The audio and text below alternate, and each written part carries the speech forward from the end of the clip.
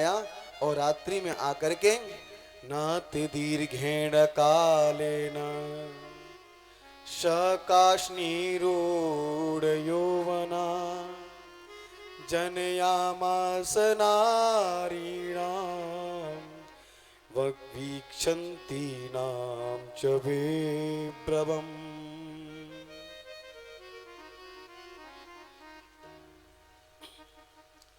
सम्रासुर को पता चला, द्वारका में आया, भगवान श्री कृष्ण के पुत्र को उठाया, लेकर के चल दिया। भगवान को इस बात का पता चल गया, भगवान ने नारद जी को भेज दिया, यह सम्रासुर मेरे पुत्र को उठा के ले जा रहा है मारने की इच्छा से, इसे रोकिए। नारद जी हरिगुण गाते हुए आए, कहने लगे सम्रासुर कहाँ जा रहे हो, तुम्हारे हाथ में कौन है? सम्रासुर ने कहा यह कृष्ण द्वारकानाथ का पुत्र है और इससे मेरी मृत्यु हो जाएगी, यह मुझे मारेगा, इसलिए मैं इसको ही मार देता हूं, न रहेगा बांस न बजेगी बांसुरी। नारद जी ने समझाया, अरे तुम दैत्येंद्र हो, हैं? तुम दैत्यों के राजा हो और राजा को यह बात शोभा देती है, एक छोटे से शिशु को तुम मारोगे? अरे तुम अपने हाथों से मत मारो, तुम्हारी अपकीर्ति फैलेगी महाराज, इसलिए तुम इस पुत्र को समुद्र में फेंक दो, बड़ी बड़ी मछलियां हैं, मच्छर वो सब इसको निगल जाएंगी। सम्रासुर के बात समझ में आ गई नारद जी की। सम्रासुर ने उसी पुत्र को महाराज समुद्र में फेंक दिया, वह एक मछली ने निगल लिया। इधर प्रातःकालीन बेला में एक मछुआरा आया और उसने जैसे ही जाल फेंका तो जिस मछली ने भगवान के पुत्र को निगला था वही मछली कांटे में फंस गई, जाल में फंस गई। उसको लेकर के आया गया और जब भोजनालय में ले जाया गया, जब मछली को काटा गया तो उसमें से एक पुत्र निकला और इस मछुआरे की पत्नी जो थी उस सम्रासुर के यहां पर भोजन का काम करती थी। पुत्र को सम्रासुर के समक्ष प्रकट किया गया और कहा कि प्रभु हम मछली पकड़ के लाए हैं और मछली में से ये एक पुत्र निकला है। सम्रासुर ने कहा कि तो मैं क्या करूंगा, तुमने मछली पकड़ी है, तुम ले जाओ, तुम इसकी सेवा करो। ले आई। बोल वृंदावन लाल की जय। इसका नाम मायावती था और सर्व विद्याओं में निपुण थी महाराज जी। धीरे धीरे वो बालक बड़ा होता गया और जैसे बालक बड़ा होता हो गया महाराज, 18 साल का हो गया, उसी समय मायावती के द्वारा बताया गया कि तुम्हारी वास्तविक माता मैं नहीं हूं, तुम द्वारकानाथ श्री कृष्ण के पुत्र हो। ये सम्रासुर तुम्हें उठा करके लाया था। सम्रासुर को इस बात का पता चल गया कि जो मेरे यहाँ भोजन का काम करती है उसके पास में जो बेटा है वो किसी और का नहीं, द्वारकानाथ श्री कृष्ण का पुत्र है। अब तो महाराज दोनों में युद्ध छिड़ गया, लेकिन इस मायावती ने प्रद्युम्न जी महाराज को सब विद्याओं में निपुण कर दिया था। सब विद्या जानती थी, अस्त्र शस्त्र चलाना, माया भी बना दिया प्रद्युम्न जी को महाराज।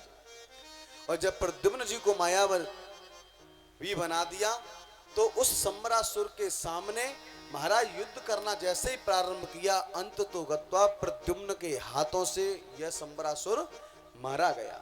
और जैसे ही भगवान के पुत्र ने सम्रासुर को मारा और मार करके भगवान अपनी द्वारका जाने लगे तो यही मायावती चरणों में गिर गई, कहने लगी जा कह रहे हो, मैं तुम्हारी पत्नी हूं। तब जाकर के इस मायावती ने अपने पूर्व जन्म की कथा सुनाई कि तुम साक्षात कामदेव के अवतार हो, मैं तुम्हारी पत्नी थी। भगवान शंकर ने मुझे वरदान दिया था कि भगवान श्री कृष्ण के पुत्र जो होंगे प्रद्युम्न, उनके साथ तुम्हारा विवाह होगा, वही तुम्हारे पति होंगे। तब भगवान शंकर ने मुझसे कहा था, जब यदुवंश कृष्ण अवतारा, होई हैं हरन महामहेवारा, कृष्ण तनय होई हैं पति तोरा, वचन अन्यता होई न मोरा। इसलिए आप मुझसे विवाह कर लीजिए। तब जाकर के प्रद्युम्न जी ने उससे विवाह किया। भगवान श्री कृष्ण के पुत्र द्वारका पहुंचे, बड़ा सम्मान हुआ। माता रुक्मिणी ने अपने पुत्र को जब इतने वर्षों के बाद देखा, प्रद्युम्न जी महाराज ने चरणों को छुआ और कहा कि मैया हम अकेले नहीं आए हैं। तो बोले हम तुम्हारी बहू संग ले आए हैं। बोलो राधे राधे। ओहो लल्ला, बहुत अच्छा किया, अब हमें ढूंढने की जरूरत नहीं पड़ेगी। बोले वृंदावन बिहारी लाल की जय हो। भगवान का एक विवाह हुआ, एक पुत्र हो गया। भगवान का दूसरा विवाह श्री सुखदेव भगवान राजा परीक्षित से कहते हैं कि जाम्बत की पुत्री जाम्बवती के साथ में हुआ। पूछने लगे महाराज कैसे विवाह हुआ, हम ये जानना चाहते हैं। तो महाराज द्वारका में एक राजा और रहता है जिसका नाम है सत्राजित, और सत्राजित राजा के पास में एक मणि है, और ये सत्राजित राजा भगवान सूर्य का परम प्रिय सखा है। आसीद सत्राजितः सूर्यो भक्तस्य परमः सखा प्रीतस्मै मणि प्रादात सूर्य तुष्यमंतकम। और ये सत्राजित भगवान सूर्य की बहुत पूजा आराधना करता है। भगवान ने प्रसन्न होकर, सूर्य भगवान ने प्रसन्न होकर के इसको एक मणि दे दी, जिस मणि का नाम है श्यमंतक मणि। उस मणि को जब दे दिया, उस मणि की खासियत है कि जो उस मणि की पूजा करता है तो वो नित्य प्रति मणि 8 भार सोना नित्य प्रति देती है। 8 भार सोना। जब वो 8 भार सोना नित्य प्रति देती है तो महाराज इस बात का पता भगवान श्री कृष्ण को चला। भगवान श्री कृष्ण ने द्वारका में सभा बुलाई। वो सभा बुला करके भगवान ने कहा कि सत्राजित, हमने सुना है कि तेरे पास एक मणि है, दमकती है, चमकती है, और उसकी पूजा की जाती है तो वो 8 भार सोना देती है। तुम तो राजा हो,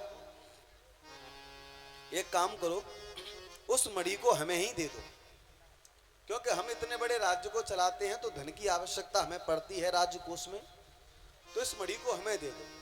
सत्राजित ने 2 टूकों में मना कर दिया कि ये मणि मेरी है, मैंने प्राप्त की है, मैंने अपने परिश्रम से प्राप्त की है,